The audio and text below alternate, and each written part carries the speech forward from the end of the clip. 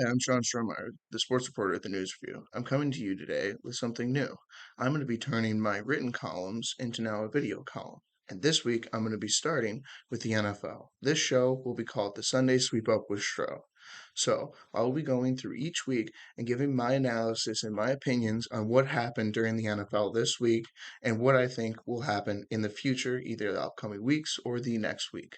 So, first of all, to get into this, I want to start off with the most important game of the week. It happened last night. It was the Monday night game. The New York Jets hosted the Buffalo Bills. Some of you may not know, but on the third snap of the game, newly acquired quarterback Aaron Rodgers, it is now confirmed, ruptured his Achilles. He will be out for the season. The Jets will be without the starting quarterback they just traded for.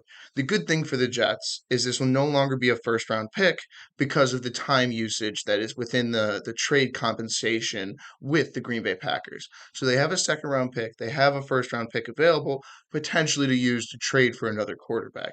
But more than anything, the Jets are stuck back in the position they were last year where they finished 8 and 9 and had Zach Wilson at the helm. Zach Wilson clearly was not the guy. They tried to move on from him. The Jets now find themselves back in a position they were last year without the quarterback they believe to lead them to the next level. You look at the result, the Jets win this game. It was a weird game. I don't look too much into it. It's a divisional home game for the Jets. They won this game last year with Zach Wilson. I wouldn't overreact to what the Buffalo Bills are to what the New York Jets are. They are still the same teams they were last year. This is the result they were last year. Now for Buffalo, the biggest problem is this was a winnable game. They threw this game away. Josh Allen single handedly tried to lose this game. It was like watching someone play Madden get frustrated and just chuck the ball up deep. Whitehead for the New York Jets recorded 3 interceptions, the first Jet to do that since Ty Law. Ty Law, the old New England Patriots, great. Like this is very significant to what it. To hear Whitehead played a great game, don't get me wrong, but it was more of Josh Allen being overly aggressive when he doesn't need to in a game where the opposing team just lost its starting quarterback, its head, all training camp. This to me was Buffalo losing this game more than the Jets winning this game. And this is a common flaw with the Bills is execution errors, especially at the quarterback. Josh Allen needs to be playing better. He needs to be playing smarter. You can't have 3 interceptions. The fumble was weird. It was off a snap. It was a weird play week 1. I don't look that much into it. The 3 interceptions were killer. One arm punt, not a big deal, but 3 interceptions really changes the momentum of a game in which the other team lost its starting quarterback. So that's why for this Buffalo game, I wouldn't look too much into either of these teams afterwards. I truly still think the Jets are going to finish out 7-10, 6-11. I see them below average, below that 500 mark. And for the Buffalo Bills, I still see them being a playoff team. I'm not worried about it. Josh Allen has his issues, but those issues more come to fruition when it comes playoff time, and you can't be making these debilitating mistakes. You can lose to the Jets week 1 because you lose games, but when it comes to playoff times, you're in Cincinnati, you need to execute like they didn't last year. So for the next game, I want to move on to the Thursday night game because, oh boy, that was fun. The Kansas City Chiefs hosting the Detroit Lions after winning the Super Bowl. The Chiefs come into this game without star tight end Travis Kelce and star defensive tackle Chris Jones. Kelce is dealing with a knee injury, which for his age, you do not like to see a knee injury in training camp. That is rough. Chris Jones is contract negotiations. He recently just signed a 1 year deal. He will be back with the team. So the worry on the defensive front, well, Chris Jones makes such a difference for that defense. But honestly, the bigger issue for Kansas City throughout this whole game was the wide receivers. It's something we were worried about coming into this. You have a weird conglomerate of wide receivers that you put them together in the hopes that, yeah, Patrick Mahomes will just make them better. It doesn't work like that. It actually was the opposite. Kadarius Toney made him worse. Kadarius Toney had 4 drops. One of those drops was in his hands on a third down, tipped up, and then Brian Branch, the Detroit safety, took it for 6. That instead of getting the first down completion, it turns into 6 points for the other team. That is a debilitating back-breaking interception. That was the momentum change in this game that changed everything. And from there on, Detroit gets the ball back. They drive down the field because Dan Campbell is the man. I love Dan Campbell so much. They drive down the field. They put it right down their throats. They run the football with David Montgomery. They go at where a weak point in this defense was without Chris Jones. And Detroit went into Kansas City and won this game. Again, it's week one. I don't think Kansas City is going to miss the playoffs. I think Detroit actually might be a good team because what you saw from this is they went into a very hostile environment with a charged up crowd off of a Super Bowl celebration and they won. That is a very important thing. If you look through the schedule, Detroit getting a win at Kansas City will make a difference in the long run in a division that I think is it's the Vikings lost. The Packers beat the Bears, but I'm not too sold on the Packers. I think the Packers will be average this year to a little above average. I think the Vikings will have a little bit of a regression to the mean because the 13-3 season was a little fluky with the close games. But more than anything, this is where Detroit has the chance. Detroit has an opportunity to win this division. And you win this division by winning the games you're supposed to lose. They go into this game and Kansas City is favored by 6 points or something. I don't like using Vegas as a way of proposing who should win or who not because it's the NFL and anything happens any given Sunday. But when you're a 6 point dog going into Kansas City, the Super Bowl champion, a lot of the times that is a game you may not think you'll win, but they went out and they won that game. And that will be big for them when it comes to playoff time. And, the difference between 13-3, I don't think they'll be 13-3. That was hyperbolizing to it, or 13-4. I think they'll be an 11-6 team, 10-7. And when you're fighting with Minnesota and Green Bay, who could potentially either of those teams could be there. I don't have faith in Green Bay, but I think they'll be fighting with Minnesota for that top of that division spot. And the other person will most likely end up with a wild card game. And that is the difference between hosting a playoff game and not hosting a playoff game. So if Dan Campbell wants to get that first playoff win and that first playoff appearance at that, winning week one in Kansas City was massive. So I'm going to move on to another one of this goes on to the 1 o'clock slate from Sunday. We're in Cincinnati and Cleveland. This was a weird game. This is a rainy game. Joe Burrow passed for 82 yards. We saw Jim Schwartz is the defensive coordinator who was recently brought into Cleveland, and he talked about the way he wants to use that defensive front. And oh boy, did he do that. Myles Garrett was an absolute menace throughout the whole game. You saw him running from the nose to the edge wherever he wanted and just having his way. The way they were scheming it up to where I saw a specific breakdown where the nose tackle lined up within the A gap, so then the guard had to push over, giving Garrett a one-on-one in space against the tackle, which you have Myles Garrett in space against the tackle, he's going to win. That's what he does. That's why Myles Garrett got paid that much. And especially, I love Orlando Brown, but I'm not the biggest Orlando Brown, getting as much money as he did. Players get paid. I love that. There's a lot of money for Orlando Brown, who had a lot of benefit of a scrambling, makes more time quarterback in Patrick Mahomes. So Cincinnati, another year, the offensive line, they start the season. It looks horrible. They lose to a division opponent. It's weird. You know, I, I don't buy too much into this. Again, this is the same as the Jets and the Bills. It's a division opponent. You lose these games. These are tough. These teams know each other. There's a lot of emotions. It's going into week one. I don't think the Browns are going to be as bad as they were last year. I'm not sold on Deshaun Watson. I still think he looks really rusty, really bad. He has not looked anywhere close to the Deshaun Watson that made that divisional round and had a 21-point lead on Kansas City. This is not the same guy. He's missing throws. He looks less confident what he's seeing out there. His running ability is somewhat there, but this Cleveland team could be very good because of Nick Chubb and Deshaun Watson making the right throws. You don't need him to be the MVP caliber player. You have a great running back that can establish the run, control the clock, and you predicate offensively what you want to do by controlling the line of scrimmage. And then you have the defense to match with that. That's why I think the Browns are really deadly. That's why they made the playoffs 2 years ago. That's why they beat Pittsburgh in Pittsburgh. This is a really, really good defense. They added Greg Newsome on the other outside corner to pair up with Denzel Ward.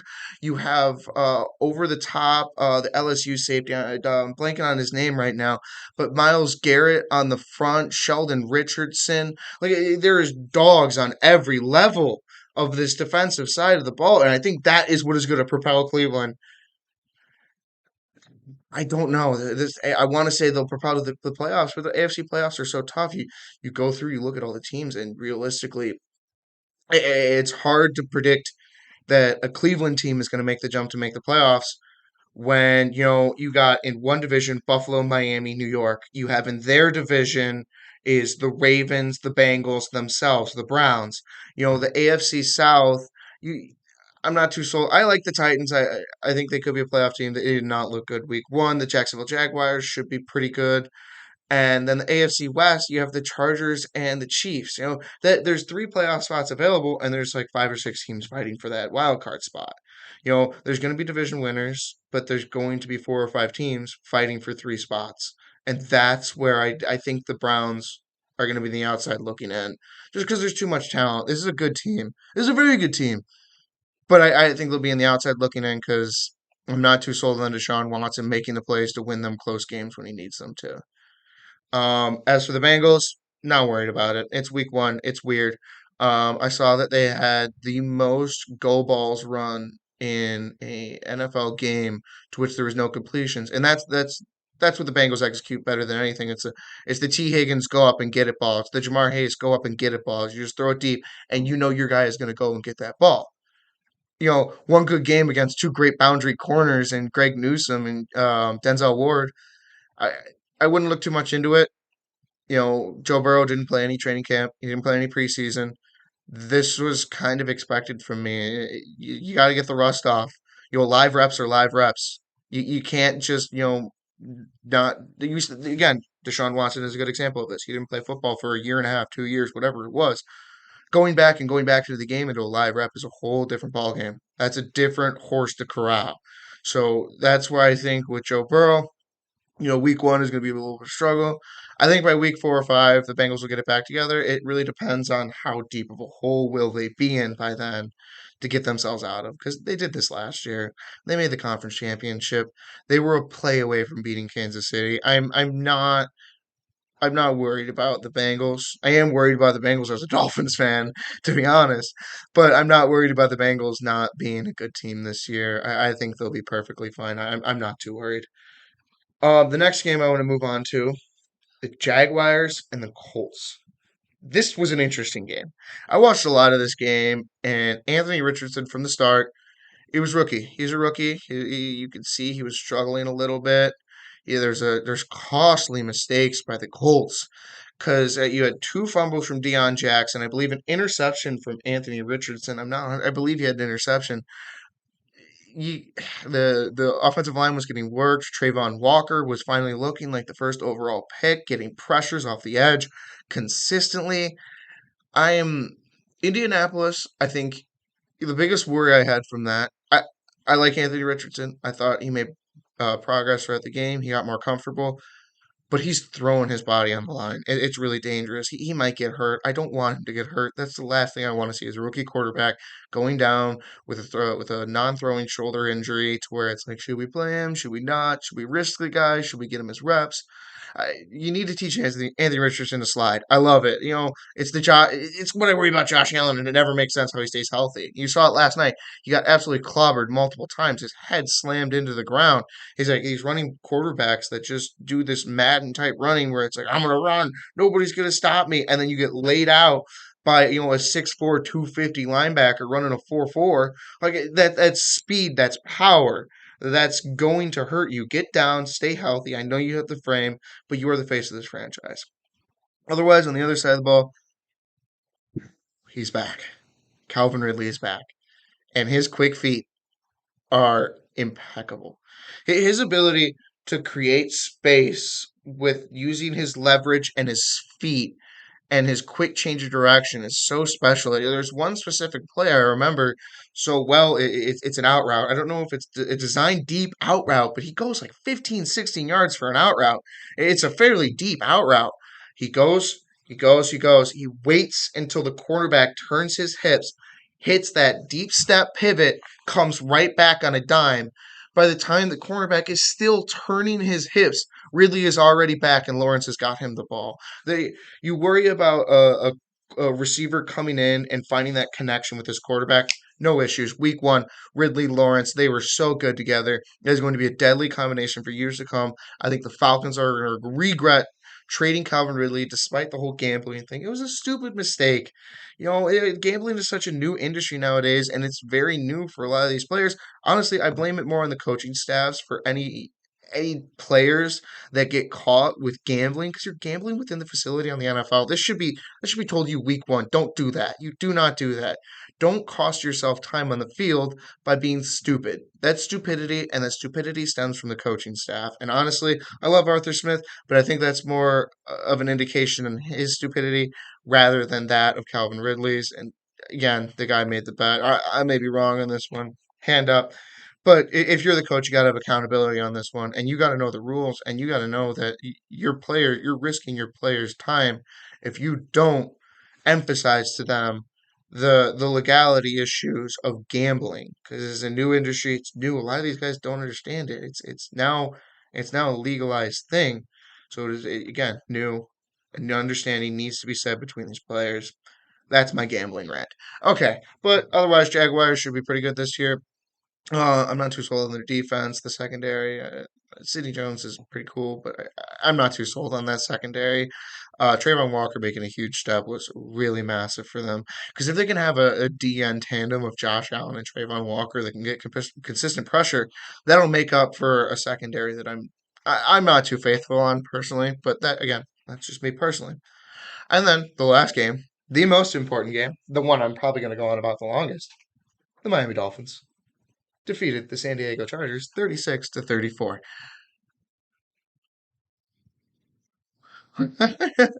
Wow. That that was unbelievable. That I don't think I've ever been more scared, had my heart racing for that long of a time, been just absolutely destitutely sad. I don't think that's a word, but I just made up a word for this because you start off the game, you drive down the field, you have a wonderful drive down the field. The offense is humming again. It looked exactly like it was when it was at its peak. And Tua is he's dicing the ball. He's dicing this defense that he really struggled with last year because they compacted the middle of the field. They're jamming receivers, and he's dicing it up. It's going down the field. He had one fumbled snap. It's recovered. That was like the first play. Actually, it was the first play of the game. It was a fumbled snap recovered by the offense. Okay, week one, weird things happen. You get down to the red zone, it happens again in the Chargers recovery. You cannot turn the ball over in plus territory. That is how you lose football games. You do not leave points on the board. That is how you lose football games. And that was my biggest worry. Is you drive down the field, all the momentum changes, and it's all because of a snap issue. A snap issue of all things. Chargers proceed to drive down the field. I think it's like 97, 96 yards, some crazy amount. And they dive it in with an Austin Eckler 4-yard scamper or something like that. They gashed us. You could watch it from the very start. Is they were getting everything they wanted offensively. That offensive line for the Chargers is nasty. It's nasty. I mean, Zach Sealer and Christian Wilkins are two great defensive tackles, and I'm biased because they're Dolphins, but they were two of the bright spots of that defense last year. That was honestly pretty poor. And you saw, this was a top four run defense last year, just getting gashed. 5 yards, 5 yards, 6 yards. Oh, we got a 4 yards, 7 yards. And it's Justin Herbert wasn't beating us. That's the thing about it. That's frustrating is, you think about this, you're going against Herbert, you have to deal with, all of the Tua versus Herbert nonsense around, which is nice. There wasn't much of this beforehand because it was week one, but it was the run game that was killing us, and it's so frustrating because you're sitting there and you just know it's like, all right, 1st and 10, here comes 6 yards. 1st and 10, here comes 6 yards. And in the end, I think the Chargers rushed for over 200 yards. They're the first team in NFL history to rush for over 200 yards and not win the game. It was like now the record stands, it's like 1 in 111. Out of like 111 games before that, no team had ever won against a team that had rushed for 200 yards. Dolphins did it. And the Dolphins did it in an impeccable way. It was through Tua having one of his better games. The Barrios, the one where he tries to throw up the deep kind of, I think it was a seam route to Barrios, and it gets intercepted. Pass interference on J.C. Jackson, but we don't need to talk about that. It's still a bad ball, no matter what. It's like, why are you throwing up a jump ball to Braxton Barrios in the third quarter in a game where you're down? I think they're 4 points at this point. It's just a bad decision, and this is the problem with Tua. You'll see this is he has a problem with trying to do too much, and that was one of the bright spots throughout this game. Is a couple of times you saw him throw the ball in the dirt and move on to the next down, which he did not do last year. And that was the Barrios play was a little bit of an issue, but he made up for it. And that's really one of the biggest things for it is when he got the ball with 4.5 minutes left. What did he do? What did he do? First play, I can't remember exactly. It's an incompletion, goes down to 2nd and 10. Second play, they bring the pressure. He tries to find Salvin Ahmed out in the flat, and it's like a weird. He catches the ball as he's turning and gets hit. Ball comes out. Chargers recover it, take it to the end zone. The refs are doing this thing nowadays. They're going to let it play out because you want the result to stand if it actually was a fumble. You would rather be wrong and it be an incompletion than be wrong and it was a fumble touchdown, because then you're taking points off the board of a team. And I agree with the call, but you're sitting there, you're worried, you're like, oh my, did they just, this is the game. Off of a flat route to Salvin Ahmed that he fumbles. This is how we lose this game. Nope, incompletion. We move on to the next down. And oh boy, did he do it. If you get the chance, go on to Twitter, YouTube, where ESPN, wherever you find your highlights, and I want you to look up this 3rd and 10 that Tua had to Tyreek Hill, because the pressure comes, Tua steps up, and on the run, he makes the throw about 40, 50 yards. Dot. Absolute dot. He puts it in a spot where Tyreek Hill can go and get the ball. Tyreek lays out, gets down, gets under it. First down, 50-yard completion in Chargers territory. Like that. Like that. They had two miserable plays. They're stuck at 3rd and 10, and then boom, all of a sudden you're in Chargers territory, down 4, 3 minutes left. You're starting to have to play the clock game because you don't want to give the Chargers the ball back with too much time. That's the big thing. You can't get the Chargers back the ball with too much time because Herbert's a good quarterback. As much as the Tua Herbert thing is a big debate, I still think he's a decent quarterback. Like, he's a good quarterback, and you don't want to give the ball back to a good quarterback. They drive down. I think they play it very smartly, and then the one of the prettiest balls I think I've ever seen Tua throw is the fade route to Tyreek on 3rd and goal. Again, 3rd down. As Emmanuel Acho would say, money down, money down. That's money down. Like, you need to make these plays on the money downs, and Tua does it on the drive that won them the football game.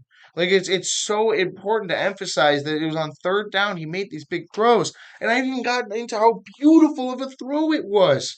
Just a straight fade route right to the corner, and I swear to you right now, he could have walked over and handed it to him, and it would have been worse placement.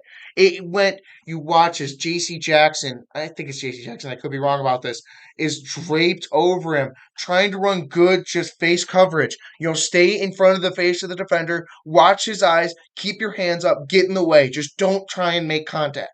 Don't draw the foul, just get in the way. And Tua drops it over his head, right into the breadbasket.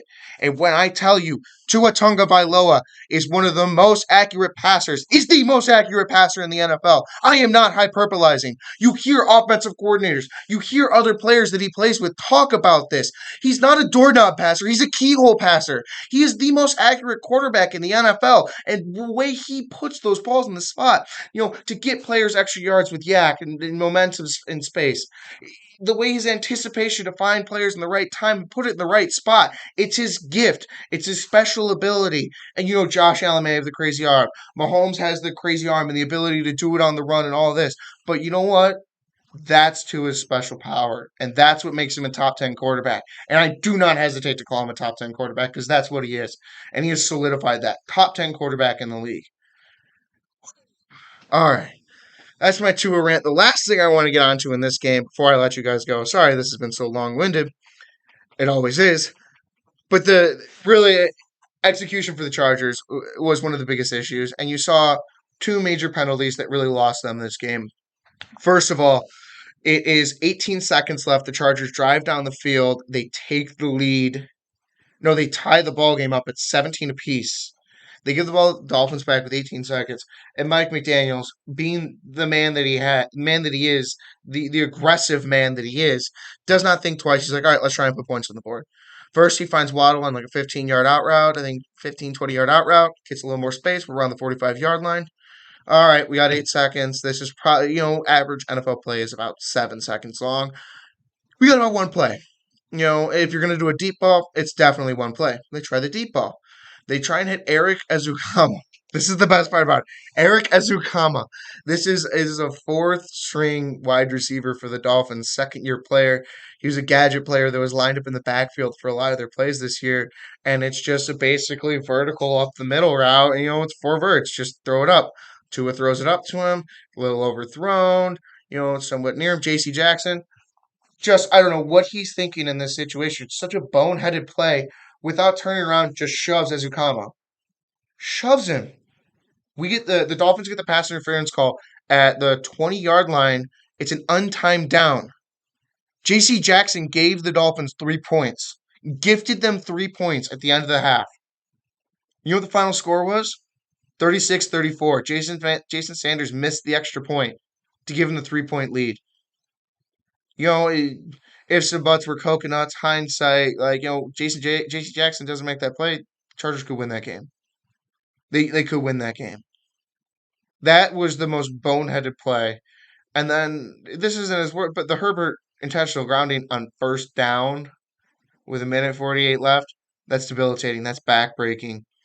Holding calls or this and that, those those don't cost you a down. You lose the yardage, but you still get the down. Intentional grounding is a down penalty. Not only are you losing 10 yards, you're losing the down, which is valuable because, time was not that much of an issue. A minute 48, you have plenty of time. You only had to make it 30, 40 yards. But now you're dealing with second and 20, and that's a major issue. And that was an incompletion. And then they had to get chunk yardage on third down to make it fourth and 13. And then the Dolphins dialed up a blitz package. Jalen Phillips, Christian Wilkins, and I want to say Sealer. Yeah, I think it was Sealer. All crash in on Herbert on that fourth down and get the sack to win the game. And that was it. And it all started with the momentum breaking. I don't know if it was a miscommunication between Herbert and the wide receiver. You could see him pointing at whoever it was, but he threw it on the right side of the field, and there was nobody on the right side of the hash mark. That's almost like 15 yards of space where nobody was on that side of the field. I don't know if that's just mental early mistakes, but that was the backbreaker that I really think won the Dolphins that game because the Chargers easily could have driven down the field and gotten a field goal. It's 36 yards to the line they put on the television for his longest made field goal, which I don't think that's right because it's his longest made field goal. That's another thing of mine, but overall, the Chargers shot themselves in the foot, and the Dolphins took advantage of every single time that they did that. And I think this is a really big win for Miami because, like I was saying before about the Browns, that wild card spot potentially could be really tough. And again, my as a Dolphins fan, my sights are set on the division. But you have to understand this is a tough division, and Buffalo was in there. So if there's a possibility of not winning the division, you have to make the wild card. You cannot miss the playoffs if Tua's healthy all year. That would be a disappointing season. So getting a road victory in LA, another team that was a wild card team, massive. This is a game we lost last year, and we almost missed the playoffs. We won it. That's really big. That'll be really big in the future. My hopes are really high for the Dolphins. I think Fangio's system will it takes time to implement a system. I think we'll see it over time. It'll get better. I think the Chargers just gash us. And that offensive line is so good, led by Rashawn Slater, he's a dog. That man is so good. Ever since he came out of Northwestern, I watched the tape of him versus Chase Young, and he completely nullified Chase Young in a game in a season where Chase Young was completely and utterly dominant. So the run game scares me, but overall, like I'm really excited for this Dolphin season, and that will wrap up the Week 1 Sunday sweep up with Stro. It's fairly long. 30 minutes. I apologize for that. I'll try and be less long-winded next week when I do this. But I hope you had fun watching this. I had a whole lot of fun filming it.